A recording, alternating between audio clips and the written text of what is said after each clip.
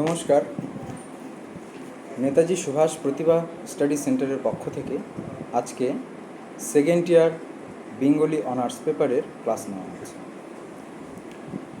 আজকে আমাদের বেঙ্গলি অনার্সের ফার্স্ট ক্লাস সেকেন্ড ইয়ারের। আমাদের এখানে আলোচনার বিষয় কি? চর্যাপদ।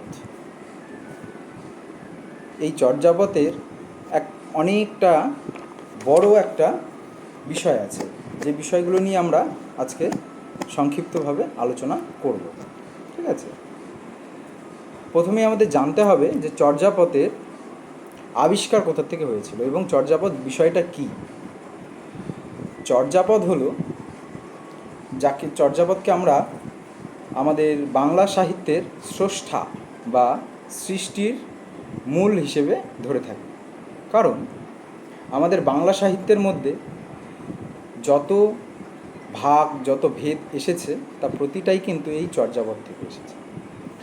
তাই চর্যাপদকে আমাদের বাংলা সাহিত্যের সৃষ্টির মূল হিসেবে ধরেই তার পরবর্তীতে বাংলা সাহিত্যের উন্নতি, ওঠানামা সমস্ত কিছুই কিন্তু বর্ণায়িত হয়েছে। বুঝা গেল?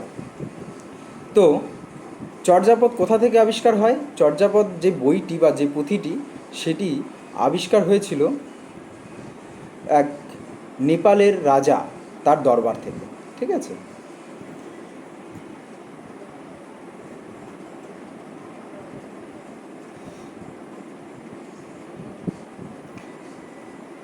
তো দেখো, তোমাদের নোটের প্রথমেই প্রশ্ন আছে, প্রশ্ন দিয়েছে চর্যাপদ সম্বন্ধে কি। চর্যাপদ কে, কবে, কোথা থেকে আবিষ্কার করে? চর্যাপদের সমাজচিত্র আলোচনা করো। ঠিক আছে, তো চর্যাপদ আবিষ্কার করেন কে? চর্যাপদের আবিষ্কারক হলেন মহামহোপাধ্যায় হরপ্রসাদ শাস্ত্রী। নেপালের রাজদরবারের গ্রন্থ থেকে 1907 খ্রিস্টাব্দে তালপাতায় লেখা চর্যাপদের একখানি পুঁথি আবিষ্কার করেন। ঠিক আছে, এবং 1916 সালে বঙ্গীয় সাহিত্য পরিষদ থেকে 1000 বছর পুরনো ও মঙ্গল ভাষায় বৌদ্ধগণ ও দোহা নামে প্রকাশিত হয় এই চর্যাপদের অংশগুলো। ঠিক আছে, তো আমাদের প্রথমেই জানতে হবে যে চর্যাপদটা কী, কী নিয়ে চর্যাপদ, চর্যাপদের বিষয় কী। চর্যাপদ হলো, চর্যাপদের মধ্যে ছোট ছোট ছোট ছোট অনেকগুলো পদ আছে। ঠিক আছে, সেখানে সাহিত্য, তারপরে লোককথা, লোকগীতি সব কিছুই সেখানে বর্ণায়িত করা আছে। এবং চর্যাপদের যে সমস্ত লেখকেরা, চর্যাপদে মোট 24 জন কবি আছে। কতজন? 24 জন। চর্যাপদ কোনো একজনের দ্বারা সৃষ্টি বা কোনো একজনের দ্বারা লেখা একটা গ্রন্থ নয়। চর্যাপদে মোট 24 জন কবি আছে। ওনারা কি 50টি পদ পাওয়া যায় এই চর্যাপদের মধ্যে, 24 জন কবি মিলিতভাবে এই 50টি পদ রচনা করেছেন। তার মধ্যে এক একজন কবির এক এক ধরনের পদ আমরা এই চর্যাপদের মধ্যে পেয়ে থাকি। ঠিক আছে, তবে এর মধ্যে 46টি পদ রয়েছে। আবার এখন বর্তমানে আমরা যে চর্যাপদ গ্রন্থটাকে পাই, সেখানে 46টি পদ আমরা পেয়ে থাকি।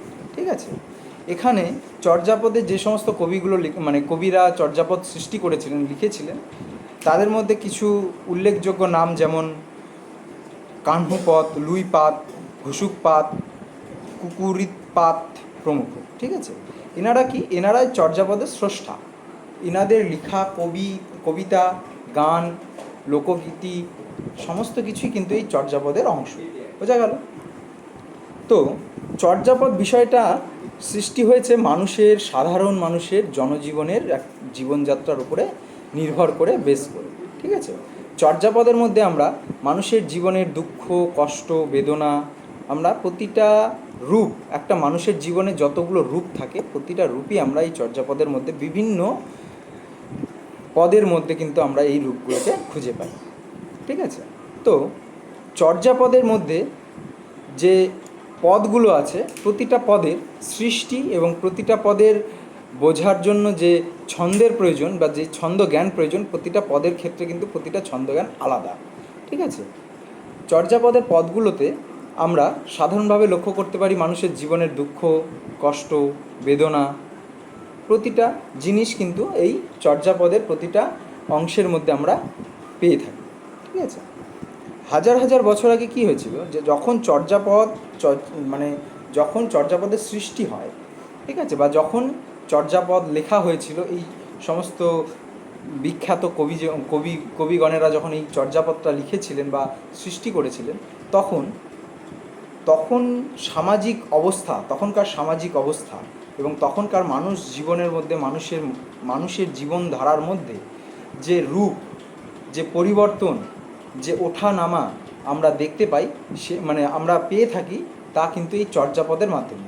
ঠিক আছে, তো মানুষের জীবনকে যখন আমরা অধ্যয়ন করব, মানুষের জীবনের প্রতিটা স্তরকে যখন আমরা অধ্যয়ন করব, তখন কিন্তু সেখানে মানুষের জীবনের অনেক রকম দিক আমরা দেখতে পাবো। যেমন একটা মানুষের অনেক রকম দিক হয়, ভালো দিক, খারাপ দিক, ঠিক আছে, তার সঠিক ব্যবহারের দিক বা তার কুপথে চালনার দিক, প্রতিটা বিষয় কিন্তু একটা মানুষের ব্যবহারকে বা একটা মানুষের পুরো চরিত্রটাকে গঠন করে। ঠিক সেই রকম চর্যাপদ কী করে, চর্যাপদ কি না, চর্যাপদ আসলে সাহিত্য, এই যে বাংলা সাহিত্য, পুরো বাংলা সাহিত্যের সৃষ্টি কিন্তু এই চর্যাপদ থেকে শুরু হয়েছে। ঠিক আছে, মানে আমরা বাংলা সাহিত্যের মূল বা শেকড় হিসেবে কিন্তু আমরা চর্যাপদকে ধরতে পারি। বোঝা গেল?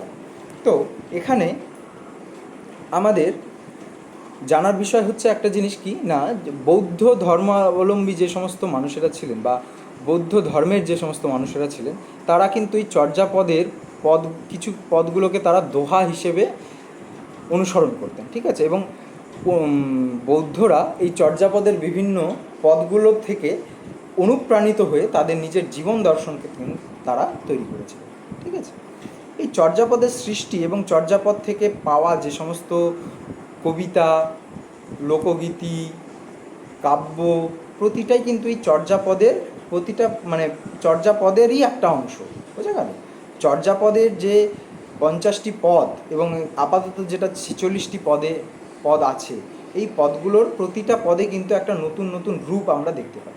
প্রতিটা পদে একটা নতুন নতুন সামাজিক অবস্থা, মানুষের মানসিক অবস্থা, প্রতিটার একটা রূপ কিন্তু প্রতিটা পদে এরকম করে ফুটে উঠেছে।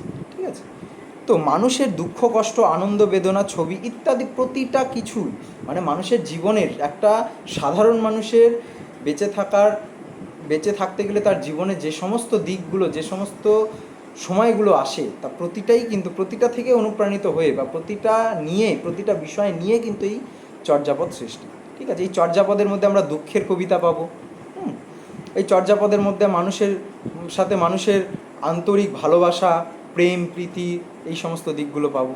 আর কি পাবো না, এই চর্যাপদের মধ্যে আমরা পাবো মানুষের আত্মার মিল বা মানুষের আধ্যাত্মিক ভালোবাসা, একে অপরের সাথে আধ্যাত্মিক মিল, এই প্রতিটা জিনিস কিন্তু আমরা এই চর্যাপদের অংশগুলোতে পেয়ে থাকি। ঠিক আছে, এবং এই যে চর্যাপদ, এই চর্যাপদের মধ্যে কিন্তু সমাজের প্রতিটা স্তরের কথা কিন্তু এখানে উল্লেখ করা আছে। উঁচু স্তর থেকে নিচু স্তর, উঁচু মানের মানুষ থেকে নিম্ন স্তরের মানুষ, প্রতিটা মানুষের জীবনযাত্রা এবং প্রতিটা জনজাতির জীবনযাত্রা, তার রূপ, তার সঠিক দিক, ভুল দিক, তার দুঃখের দিক, কষ্টের দিক, প্রতিটা জিনিস কিন্তু এখানে ইন্টার রিলেটেড হয়ে কিন্তু এখানে আমরা একটা কবিতা হিসেবে, কোনো জায়গায় গদ্য হিসেবে, কোনো জায়গায় কাব্য হিসেবে বা কোনো জায়গায় লোকগীতি, ঠিক আছে, বা লোকসাহিত্য হিসেবে কিন্তু আমরা পেয়ে থাকি।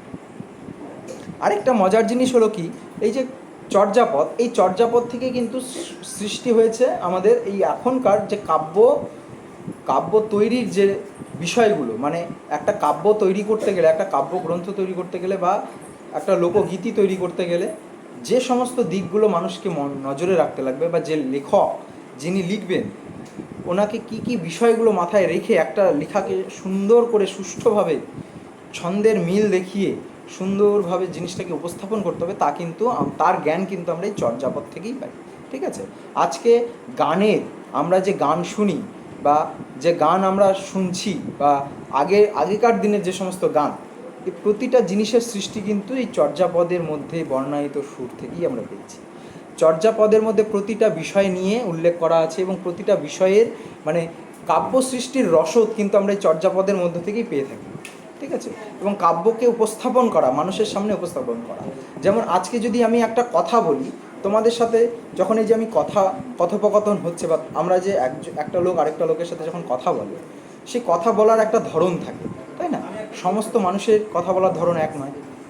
এবার কেউ কেউ দেখবে থাকে এরকম ব্যক্তি যাদের কথা বলার সুন্দর একটা নিয়ম বা সুন্দর একটা সুর আছে, এমন সুন্দরভাবে কটু কথা হলেও সেটা এমনভাবে বলবে যাতে মানুষটা খারাপ না লাগে, ঠিক আছে? সেটা হচ্ছে তার নিজস্ব একটা গুণ।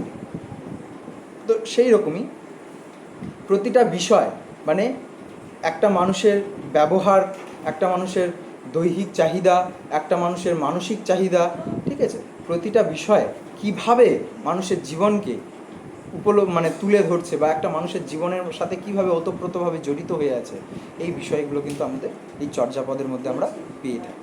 বোঝা গেল?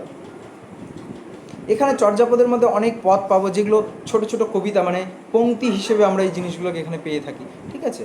ছোট ছোট পংক্তি, এবং এই পংক্তিগুলোর মানেগুলো যখন আমরা বের করব বা জানবো, তখন দেখা যাবে যে দুটো লাইন, একটা পংক্তির দুটো লাইনের কিন্তু একটা বিশাল বড় মানে এসে দাঁড়ায়, বা ওই পংক্তিটার মধ্যে বর্ণায়িত যে বিষয়টা নিয়ে ওই পংক্তিটা তৈরি হয়েছে, বা যে বিষয়ের কথা বলা হচ্ছে ওই পংক্তির মধ্যে, সেই পংক্তিটা কিন্তু একটা স্বয়ং সম্পূর্ণ একটা বিষয়কে তুলে ধরছে, প্রকাশ করছে। তাহলে এই যে এখানে যে লেখকের গুণ, বা লেখক যে একটা বড় বিষয়কে বা একটা গুরুত্বপূর্ণ বিষয়কে ছোট্ট দুটো পংক্তির মধ্যে পুরো বিষয়ের অন্তর্নিহিত মানেটাকে সেখানে তুলে ধরেছে, বা বিষয়টাকে সেখানে উপস্থাপন করেছে, এটাই হচ্ছে কি কাব্য সৃষ্টির একটা নিয়ম বা একটা ধারণা, ঠিক আছে? কাব্য সৃষ্টি করতে গেলে, বা যে কোনো বিষয় যখন সুরের সৃষ্টি যখন হয়, যখন কাব্যের সৃষ্টি হয়, গ্রন্থের সৃষ্টি হয়, তখন সেখানে আমাদের একটা জিনিসই খুব বেশি করে নজরে রাখতে হয়। সেটা কি? সেটা না হলো সেই কাব্যের মধ্যে যে বিষয়গুলোকে আমরা দিচ্ছি, বা যে বিষয় নিয়ে আমরা কাব্যটা সৃষ্টি করছি বা তৈরি করছি, সে বিষয়টা মানুষের মধ্যে যাতে মানুষ সেই বিষয়টাকে সহজে গ্রহণ করতে পারে, সহজে বুঝতে পারে, মানুষের বিষয়গুলো জানতে পড়তে যাতে মানুষের ভালো লাগে, মানুষের মধ্যে একটা এনার্জি, মানুষ একটা দেখো, যেমন আমরা গল্পের বই যখন পড়ি, ছোটদের গল্পের বই বলো, এক একজন মানুষের এক এক রকম বিষয় পড়তে ভালো লাগে। কারো কমিক্স পড়তে ভালো লাগে, কারো বিভিন্ন পুরনো সাহিত্য পড়তে ভালো লাগে, কারো ছোট গল্প পড়তে ভালো লাগে, কারো কবিতা পড়তে ভালো লাগে। তাই এই বিষয়গুলো কি না, মানুষের মধ্যে চাহিদা সৃষ্টি করা।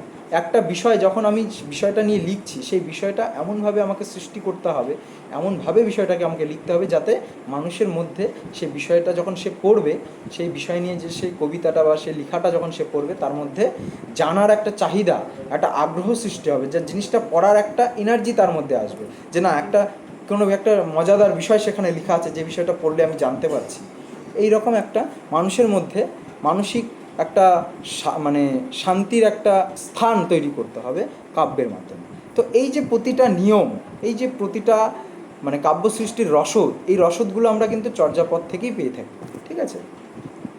এখানে চর্যাপদ যখন আবিষ্কার হয়, তারপরে চর্যাপদের বিষয়গুলো, চর্যাপদের মধ্যে যে পংক্তিগুলো ছিল বা যে পদগুলো ছিল, সেগুলোকে কি হয়, যা সাধারণ মানুষের বোধগম্য হবে, বা সাধারণ মানুষ যাতে সেই বিষয়গুলো খুব সহজে উপলব্ধি করতে পারে, সেই কারণে সেই চর্যাপদের পদগুলোকে, বা চর্যাপদের মধ্যে অন্তর্নিহিত যে 46টি পদ আছে, সেই পদগুলোকে নতুন করে সংকলন করা হয়, ঠিক আছে? যেই সংকলন কিন্তু তখনকার দিনের বিভিন্ন বঙ্গীয় সাহিত্য পরিষদ থেকে কিন্তু তখনকার দিনে সেই পদগুলোকে নতুন করে মানুষের সামনে তুলে ধরা হয় আরও সহজভাবে, যেখান থেকে নাকি মানুষ নিজের প্রয়োজনীয় রসদ সেখান থেকে অনুসন্ধান করতে পারে, সেখান থেকে তারা গ্রাস করতে পারে। বোঝা গেল? এই চর্যাপদের মধ্যে আসল বিষয় হচ্ছে মানুষের সাধারণ জীবন। চর্যাপদ কিন্তু আহামরি এমন কিছু বিষয় নিয়ে লেখা নয়, বা চর্যাপদের মধ্যে কিন্তু অলৌকিক কোনো বিষয় নিয়ে লেখা নয়। সেখানে অলৌকিক বিষয় যেগুলো আছে, সেগুলোও কিন্তু মানুষের জীবনের ওপর বেস করে, বা মানুষের জীবনের প্রতিটা স্তরের ওপর বেস করে এখানে লেখা। যেমন চর্যাপদের মধ্যে আমরা শ্রী চৈতন্য মহাপ্রভুর যে জীবন কাহিনী, জীবন লীলা কাহিনী, সেটা পাই। কৃষ্ণ লীলা কাহিনী, ঠিক আছে, পদাবলী কীর্তন, এই সমস্ত বিষয়গুলো কিন্তু আমরা এখানে পেয়ে থাকি, ঠিক আছে? এই যে প্রতিটা বিষয়, একটা কৃষ্ণ লীলা কাহিনী যদি আমরা এই বিষয়টাকে ধরি, তাহলে কৃষ্ণ আমরা বলবো যে একটা অলৌকিক জিনিস, অলৌকিক বিষয় এখানে প্রকাশ করা হচ্ছে, ভগবানের কথা বলা হচ্ছে, ঠিক আছে। কিন্তু এখানে যেভাবে বিষয়টাকে উপস্থাপন করা হয়েছে বা যেভাবে আমরা জানি, মানে কৃষ্ণের অবতার, কৃষ্ণ কিভাবে আমাদের পৃথিবীতে মানে আমাদের ধরাধামে আবির্ভূত হলো এবং তার জীবনের প্রতিটা স্তরে সে মানে মানুষের মধ্যে কি কি শিক্ষা সে দিচ্ছে, সেই বিষয়গুলো নিয়ে কিন্তু এখানে লেখা হয়েছে বা সেই বিষয়গুলোই কিন্তু এখানে সুন্দর করে উল্লেখ করা হয়েছে আরও নতুন সুর এবং ছন্দের মাধ্যমে। বুঝা গেল? যেমন কৃষ্ণ এবং রাধার যে প্রেম কাহিনী, যে বিরল প্রেম কাহিনী, সে প্রেম কাহিনী থেকে প্রেমের রসদ, মানুষের সাথে মানুষের সম্পর্ক, মানুষের সাথে মানুষের ভাব ভালোবাসার সম্পর্ক, একটা সম্পর্ক কীরকমভাবে সেই সম্পর্কটাকে মানে গড়ে তোলা উচিত বা কীভাবে সেই সম্পর্কটাকে আমরা আরও নতুন করে সুন্দর করে একটা মাধুর্যপূর্ণ রূপ দিতে পারি, সেই যে বিষয়গুলো, সেই বিষয়গুলো তো কিন্তু আমরা এই শ্রীকৃষ্ণ কীর্তন বা শ্রীকৃষ্ণের যে লীলা কাহিনী বা শ্রীকৃষ্ণকে নিয়ে যে সমস্ত পদাবলী কীর্তন লেখা হয়েছে সেখান থেকে কিন্তু আমরা পেয়ে থাকি। বুঝা গেল? তো সেই বিষয়গুলোকে তুলে নিয়ে এই চর্যাপদের মধ্যে বিভিন্ন বিষয়গুলোকে তুলে ধরা আছে। যেমন যখন কৃষ্ণের থেকে রাধার বিচ্ছেদ হয়, যখন কৃষ্ণকে রাধাকে ছেড়ে যখন কৃষ্ণ মানে চলে যায়, তখন রাধার মনের মধ্যে যে একটা মানে নিজের কাছের মানুষ বা নিজের প্রিয় মানুষ যখন বিচ্ছেদ ঘটে, তখন একটা মানুষের মনের মধ্যে কী পরিস্থিতির সৃষ্টি হয় এবং সেই পরিস্থিতিতে একটা মানুষের কীরকম চিন্তাধারা মানুষের মাথার মধ্যে আসতে পারে এবং সেই বিষয়টার উপরে ভিত্তি করে মানুষকে কীরকমভাবে নিজের জীবনটাকে চালানো উচিত এবং সেই বিষয়টাকে নিয়ে কিভাবে পরবর্তী জীবনে মানুষকে এগিয়ে চলা উচিত, সেই প্রতিটা রসদ কিন্তু এখানে এই আমরা চর্যাপদের মধ্যে পেয়ে থাকি। বোঝা গেল? প্রেমের কথা, প্রেমের আবেগের কথা, প্রতিটা বিষয় কিন্তু এই চর্যাপদের মধ্যে আমাদের উল্লেখ করা আছে, ঠিক আছে। এবং শুধু প্রেম নয়, মানুষের জনজীবনে, মানুষের জীবনকালে, মানুষের প্রতিটা স্তরে, মানুষের জীবনের প্রতিটা স্তরের অনুভূতি বা প্রতিটা স্তরে মানুষের জীবনের কী কী উপলব্ধি হওয়া উচিত বা কী কী বিষয় তাদেরকে জানা উচিত, মানুষকে কীভাবে নিজের জীবনটাকে আরও সুন্দরময় করে তোলা উচিত, প্রতিটা বিষয় কিন্তু আমরা চর্যাপদের মধ্যে, চর্যাপদের কাব্যের মধ্যে কিন্তু, কাব্য রসের মধ্যে কিন্তু পেয়ে থাকি। সেই জন্য কি না, যখন আমরা চর্যাপদকে কেন সাহিত্যের মূল বলা হচ্ছে, দেখো একটা বিষয় নিয়ে যখন আমরা আলোচনা করব, সেখানে বিষয়টার একটা মূল বিষয় হিসেবে যখন আমরা সেটাকে ধরি, কেন ধরি? কারণ যাকে আমরা প্রধান হিসেবে ধরছি, যে বিষয়টাকে আমরা প্রধান হিসেবে মেনে নিচ্ছি, সেই প্রধান বিষয়টার মধ্যে প্রতিটা যে বিষয় নিয়ে আমরা আলোচনা করছি, ধরো আমরা কৃষ্ণলীলা নিয়ে আলোচনা করছি, কৃষ্ণ কাব্যলীলা নিয়ে আলোচনা করছি, সেক্ষেত্রে কৃষ্ণের ধরাধামে আগমন, কৃষ্ণের ধরাধামে জীবনযাপন এবং কৃষ্ণের কৃষ্ণের জীবনে প্রতিটা স্তরে তার উপলব্ধি, সাধারণ মানুষের জীবনের উপরে কিন্তু তার একটা প্রভাব আছে বা সাধারণ মানুষের জীবনেও কিন্তু যেরকম কৃষ্ণ তার নিজের জীবনে, নিজের মর্তবাসী জীবনে যখন তার প্রতিটা স্তরে মানুষের যে দুঃখ বেদনা কষ্ট কৃষ্ণ উপলব্ধি করেছেন এবং সেই কষ্ট উপলব্ধি করে কৃষ্ণ যে বিষয়গুলো প্রকাশ করেছেন বা যে বিষয়গুলোতে দিকে মানুষকে নজর রাখতে হবে বা যে বিষয়গুলোর উপরে মানুষের দৃষ্টি আকর্ষণ করানোর চেষ্টা করেছেন, সেই বিষয়গুলো কিন্তু মানুষের জীবন সুষ্ঠুভাবে সংগঠিত করতে গেলে কিন্তু খুবই দরকারি বা প্রয়োজনীয়। বোঝা গেল? এখানে বিভিন্ন চর্যাপদের বিভিন্ন পদগুলোর মধ্যে যে শুধুমাত্র মানুষের জনজীবন, মানুষের জীবনযাত্রা এবং প্রতিটা বিষয়বস্তু নিয়ে আলোচনা করা হয়েছে এমন নয়।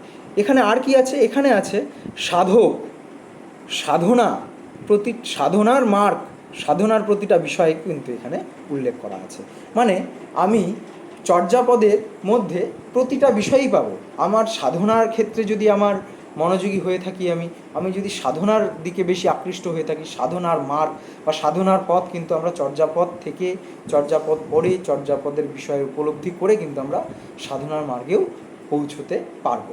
এবং মানুষকে সংসার ধর্মে আবদ্ধ করা, সংসার জীবনে মানুষের সুষ্ঠুভাবে নিজের জীবন চালনা করা, এই বিষয়গুলো কিন্তু ছোট ছোট বিষয়গুলোও কিন্তু আমরা এই চর্যাপদের প্রতিটা ছন্দের মধ্যে, মানে চর্যাপদের ছন্দগুলোর মধ্যে কিছু না কিছু বিষয় এরকম অন্তর্নিহিত হয়ে থাকে যে বিষয়গুলো মানুষের প্রতিটা বাস্তব জীবনের সাথে কি সংযোগপূর্ণ বা সামঞ্জস্যপূর্ণ। বোঝা গেল? এবার দেখো চর্যাপদে যে কবিরা কি বলছে না, কবিরা এখানে উল্লেখ করেছে জগৎ জীবনের বিমুখ হলে সেই জগৎ আর জীবনের কাছে থেকে নানা রূপ আরোহণ করতে কিভাবে তাদের তাগিদ নিতে হয়, বা একটা মানুষকে যখন আমার মনের মধ্যে এরকম চিন্তা আসছে যে না, এই জীবন আমার জন্য নয়, আমি আর বেঁচে থাকতে চাই না, আমি মরে যেতে চাই, বা আমি এই পৃথিবী ছেড়ে চলে যেতে চাই, এই যে মুহূর্তগুলো মানুষের জীবনে যখন এই সমস্ত মুহূর্ত আসে, তখন একটা মানুষের জীবনে একটা মানুষকে কিভাবে এই মুহূর্তগুলো থেকে কাটিয়ে ওঠা উচিত, বা এই মুহূর্তে মানুষের কিভাবে নিজের মনকে শান্ত রেখে, নিজের মানসিক চিন্তাধারাকে শান্ত রেখে সঠিক পথে এগিয়ে যাওয়া উচিত, আমরা কিন্তু এ বিষয় নিয়ে আমরা চর্যাপদের মধ্যে আলোচনা দেখতে পাই। ঠিক আছে? এখানে কিন্তু চর্যাপদের প্রতিটা বিষয় কিন্তু একটা কবি কিন্তু প্রতিটা বিষয়ে নিয়ে লেখা বা রচনা সৃষ্টি করেন। এখানে যে সমস্ত কবিজন আছেন বা কবি গুরুজন আছেন, তারা কিন্তু এক একজন এক একটা বিষয় নিয়ে এখানে লিখেছেন, বা এক একজন এক একটা বিষয়ের উপর নিজের মানে সর্বশ্রেষ্ঠ সৃষ্টি তারা কিন্তু তৈরি করেছেন। বোঝা গেল? চর্যাপদের মধ্যে আমরা কি পাই? চর্যাপদের মধ্যে আমরা অলৌকিক অনেক মায়ার কথা দেখতে পাই। ঠিক আছে? অলৌকিক বিষয়। ঠিক আছে? ভগবানের বিষয়, ভগবান এবং তার ভক্তের মধ্যে যে সংযোগ এবং সেই সংযোগের অলৌকিক মাত্রা প্রতিটাই কিন্তু আমরা চর্যাপদের মধ্যে পাই। কিন্তু তবুও এখানে চর্যাপদের মধ্যে যে অলৌকিক বিষয়গুলো বলা আছে বা অলৌকিক বিষয়ের উল্লেখ আছে, সে অলৌকিক বিষয়গুলোও কিন্তু এখানে অতিরঞ্জিত বা অপ্রয়োজনীয় বলে মনে হয় না। কেন মনে হয় না? কারণ প্রতিটা বিষয় এমনভাবে এই চর্যাপদ কাব্যের মধ্যে, এই কাব্যগ্রন্থের মধ্যে প্রতিটা বিষয়, অলৌকিক বিষয়গুলো এমন এমন মানে বিষয়কে উল্লেখ করছে, এমন এমন দিককে প্রদর্শন করছে, যাতে সেই দিকগুলো মানুষের, সাধারণ মানুষের মানে জীবনযাত্রার ক্ষেত্রে, সাধারণ মানুষের জীবন অতিবাহনের ক্ষেত্রে এই বিষয়গুলো কিন্তু মানুষের দৃষ্টি আকর্ষণ করছে। বোঝা গেল? এই চর্যাপদের মধ্যে আমরা আর কি পাই? এই চর্যাপদের মধ্যে আমরা মানে চৈতন্য ভাগবত, চৈতন্যদেবের জন্ম, চৈতন্যদেবের জীবনকাল, চৈতন্যদেবের জীবনকালের সৃষ্টি, বিভিন্ন পদ মানে রচনা, পদাবলী, কীর্তন প্রতিটাই কিন্তু এই চর্যাপদের মধ্যে আমরা দেখতে পাই। এখানে শ্রীকৃষ্ণ মানে চৈতন্য ভাগবতটাকে কয়টা মানে এখানে 3টি খণ্ডে বিভক্ত করা হয়েছে। ঠিক আছে? 3টি খণ্ডের মধ্যে কয়টি অধ্যায় আছে? 51টি অধ্যায় আছে। মানে শ্রী চৈতন্য ভাগবতের মধ্যে কয়টি খণ্ড আছে? 3টি খণ্ড আছে। ঠিক আছে? 3টি খণ্ডের মধ্যে কয়টা ভাগ আছে না, মানে অধ্যায় কয়টি আছে? 51টি অধ্যায়। বোঝা গেল? এই প্রতিটা অধ্যায়ের মধ্যে চৈতন্য ভাগবত মানে শ্রী চৈতন্যদেব যখন মানুষকে মানে সহজ রূপে সহজ উপায়ে কৃষ্ণ প্রেম বা কৃষ্ণ প্রীতির দিকে আকর্ষণ করছেন, বা মানুষের মধ্যে কৃষ্ণের প্রতি ভালোবাসা এবং কৃষ্ণ লীলার কথা মানুষের সামনে সুষ্ঠুভাবে পরিষ্কারভাবে যখন তুলে ধরছেন, সেই বিষয়গুলো তুলে ধরতে গিয়ে সেখানে কি দেখা যাচ্ছে না, সুন্দর সুন্দর ছোট ছোট লোকগীতি, ঠিক আছে, পদাবলী কীর্তনের সৃষ্টি কিন্তু আমরা সেখানে পাই। এবং এই পদাবলী কীর্তনগুলো কী করছে না, সুরের সৃষ্টি করছে। সেখানে সুরের অনেক ছন্দ মানে ছন্দযুক্ত সুষ্ঠু ছন্দযুক্ত আমরা সুরের একটা সুন্দর শৃঙ্খল আমরা এখানে দেখতে পাই। বোঝা গেল? যেখানে এই পদাবলী কীর্তনগুলো যাতে আমাদের শুনতে ভালো লাগে। যেমন যখন দেখবে যে কোনো পদাবলী কীর্তন, বাউল কীর্তন যখন হয়, ঠিক আছে, তখন সেগুলো কিন্তু দেখবে শ্রুতিমধুর হয়। তারা এমনভাবে সহজ জিনিসগুলো এমনভাবে প্রকাশ করে, এক একটা বক্তব্য এমন সুন্দর করে তারা প্রকাশ করে, যেটা শুনে মনে হয় যে বা এত সহজ জিনিসটা এত সহজ, কিন্তু এত সুন্দরভাবে জিনিসটা আমাকে মানে আমরা শুনলাম, যে জিনিসটা আমাদের চোখের সামনে আছে, কিন্তু আমরা হয়তো সেখান থেকে কোনো ছন্দরস বা সুরের রস আমরা কিন্তু পাই না। যখন এইভাবে গীতিকাব্যগুলো আমাদের সামনে আসে, বা আমরা যখন এই গীতিকাব্যগুলো পড়ি বা শ্রবণ করি, বা গানের মাধ্যমে জিনিসগুলো যখন আমরা জানি, তখন কিন্তু আমাদের মনে হয় যে মা, এত সহজ জিনিসটা এত সহজ ছিল, কিন্তু আমরা জানতাম না, বা বিষয়টা এত সহজভাবে বা এইরকমভাবে কিন্তু আমি দেখিনি। এইভাবেই কি না, সহজ জিনিসগুলোকে মানুষের জীবনের মধ্যে অন্তর্নিহিত কিছু মানে সাধারণ বিষয়, সেই বিষয়গুলো কিভাবে মানুষের জীবনকে মানে চারিদিক দিয়ে আবদ্ধ করে রেখেছে, বা মানুষের জীবনে প্রতিটা স্তম্ভ, প্রতিটা স্তর কিভাবে মানুষের জীবনের একটা স্তর আরেকটা স্তরের সাথে মানে সংযুক্ত হয়ে থাকছে, তার একটা সুন্দর মানে চিত্রলেখা কিন্তু আমরা এখানে দেখতে পাই। বোঝা গেল? এই যে আমাদের সৃষ্টি, বা এই যে আমাদের চর্যাপদের যে সৃষ্টিগুলো, ঠিক আছে, যে পদগুলো, এই পদের মধ্যে এখানে বলছে কি না যে কবিরা যে সৃষ্টি করেছেন এই সৃষ্টিটা কিন্তু অতিরঞ্জিত নয়। এখানে কোনো সৃষ্টি কিন্তু এমন মনে হবে না যে যেটা অবান্তর বা অবাঞ্ছিত, ঠিক আছে। এখানে প্রতিটা বিষয় যেগুলো মানে যে বিষয়গুলো এখানে আমি বললাম, যেগুলো একটু আগে তোমাদেরকে যেগুলো বললাম, যে যা যা বিষয় নিয়ে বিভিন্ন মঙ্গল কাব্য, বিভিন্ন ধর্মীয় কাব্য, বিষয়গুলো কিন্তু এখানে প্রতিটাই সুন্দর এবং সুষ্ঠুভাবে এখানে বর্ণনা করা হয়েছে, ঠিক আছে। বৃন্দাবন দাস ভগবত অনুসরণে কৃষ্ণলীলার সাদৃশ্যে চৈতন্যদেবের জীবন ও বিচিত্র লীলা বর্ণনা করেছেন। কে বর্ণনা করেছেন? বৃন্দাবন দাস। তিনি কি করেছেন না কৃষ্ণলীলার সাদৃশ্যে, মানে কৃষ্ণলীলা যেভাবে কৃষ্ণলীলার যেভাবে আমরা বর্ণনা পেয়ে থাকি, ঠিক সেই রকমভাবেই চৈতন্যদেবের জীবন এবং বিচিত্র লীলা কিন্তু সুন্দরভাবে একটা সুষ্ঠু নিয়ম শৃঙ্খলার মধ্যে কিন্তু সেটা বর্ণনা করেছে। দেখে মনে হবে যে শ্রী চৈতন্যদেবের বলা কথা যেন মনে হবে শ্রীকৃষ্ণের বলা কথাগুলোই শ্রী চৈতন্যের মুখ দিয়ে কৃষ্ণ বলাচ্ছে, ঠিক আছে। বা শ্রী চৈতন্য মহাপ্রভু বক্তব্যগুলো এত সুন্দর এবং এত সুষ্ঠুভাবে এখানে বৃন্দাবন দাস উপস্থাপন করেছে, যেগুলো শুনলে বা যেগুলো পড়লে আমাদের মধ্যে একটা আধ্যাত্ম বোধ, একটা মানসিক তৃপ্তিবোধ আমাদের মধ্যে আসবে, যে বিষয়গুলো পড়লে আমাদের মধ্যে একটা আনন্দ, একটা শান্তি, একটা আধ্যাত্মিক শান্তির কথা আমাদের মানসিক অবস্থার মধ্যে কিন্তু আমরা দেখতে পাই। বোঝা গেল? মহাপুরুষের জীবন বর্ণনায় অলৌকিকতার অবশ্য দোষ থাকে না। কেন দোষ থাকে না?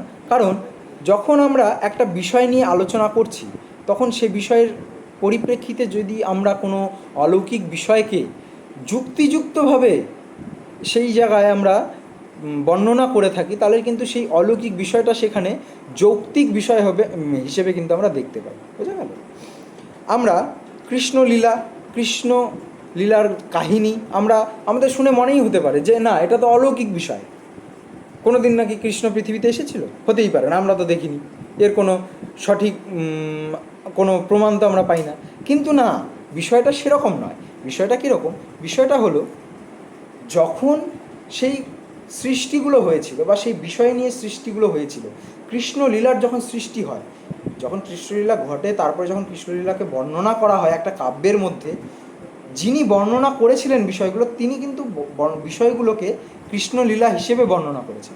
কিন্তু সেই কৃষ্ণলীলার বিষয়গুলো যখন চর্যাপদের মধ্যে বর্ণায়িত হয়, তখন সেটা কিন্তু মানুষের সাধারণ জীবনের ওপর, মানে মানুষের সাধারণ জীবনযাত্রার ওপর সেটাকে বাস্তবায়িত করা হয়, মানুষের জীবনযাত্রার ওপরে বা জীবন দর্শনের ওপরে নজর রেখে, ঠিক আছে।